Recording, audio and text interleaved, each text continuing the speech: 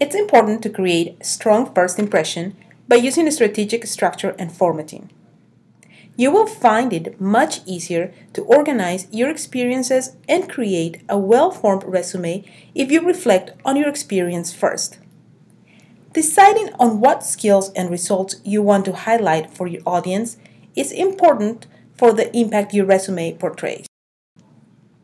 Make your resume professional, consistent, and easy to read. Recruiters typically review resumes in a matter of seconds. It also shouldn't be too long. Most undergraduate students should have a one-page resume, especially for technology, hard sciences, and business. A two-page resume may be acceptable in some fields if the content is relevant and of high quality. Let's focus on the style components of your resume. Balance text and white space to increase visual appeal and readability.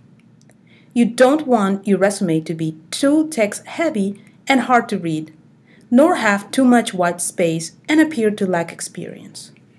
When you are formatting your resume, set your margins between 0.5 inches and 1 inch each side. Choose a font that is professional and easy to read, such as Times New Roman or Cambria. Set between 10 to 12 point to help balance the page. Differentiate the text used for your company names, position titles, and other information by using caps, bold, italics, or underline. Make sure each experience is organized in the same way in the order of company name, position title, geographic location, and dates. Be sure your text and dates line up. You may demonstrate your creativity through color and design elements, only if you are applying to a design or arts-related position. Also, do not include a picture of yourself for US-based positions. For questions about international positions, visit our office for drop-in advising. Now let's focus on the format of your resume and how you'll organize the various sections you decide to include. Start your resume heading with your contact information. Your name should stand out in larger and bolded font with your phone number and an appropriate email address below it.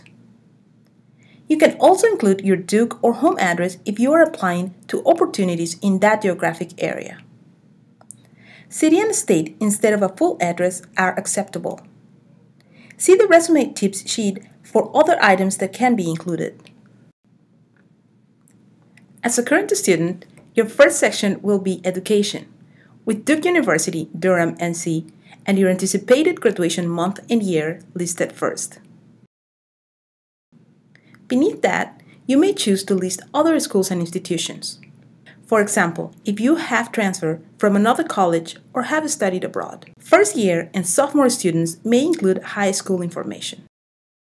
Under each academic institution, especially Duke, include the full name of your degree, major, minors or certificates, your GPA if above 3.0, and any academic awards and relevant coursework that are important to your target audience.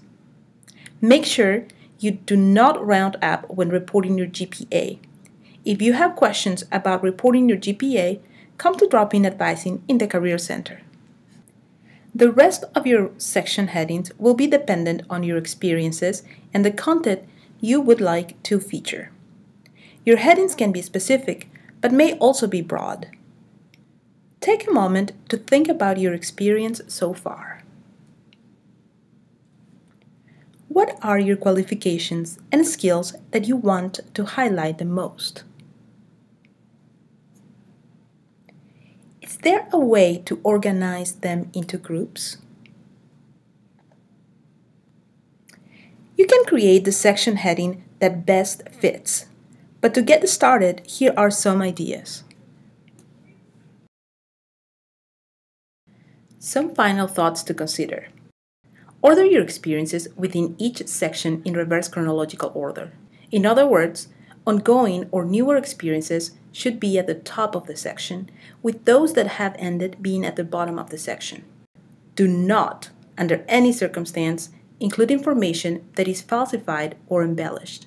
If a potential employer discovers that your GPA experience, or SAT scores are inaccurate or misrepresented, it will usually end in rejection and hinder your chances with them and other firms in the industry.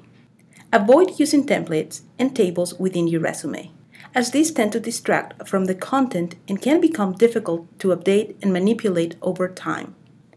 Review your resume closely and have at least one other person look it over as well for any typos and grammatical errors. Also be sure that all of your contact information is correct. When you're finished, save your resume using your full name for the file name. If you're instructed to email your resume, send it as a PDF to ensure consistent formatting between systems. If instructed to upload your resume, follow the employer's instructions. From here, learn how to create bullet points to describe your experience and accomplishments. Watch the Developing Resume Content video when you are ready to continue. Ready to develop your resume for a specific position? Using the job description, highlight your experiences, classes, and other activities that relate directly to that position. Your resume may change the structure and content based on your audience and the position you are applying to. Watch the Tailoring Your Resume video to master this skill. Depending on your industry area, there may be some additional information required. The Career Center advisors can help you with these. For a final review, stop by the Career Center for drop-in advising. For further support as you develop your resume, watch the additional resume development videos and read through the linked handouts.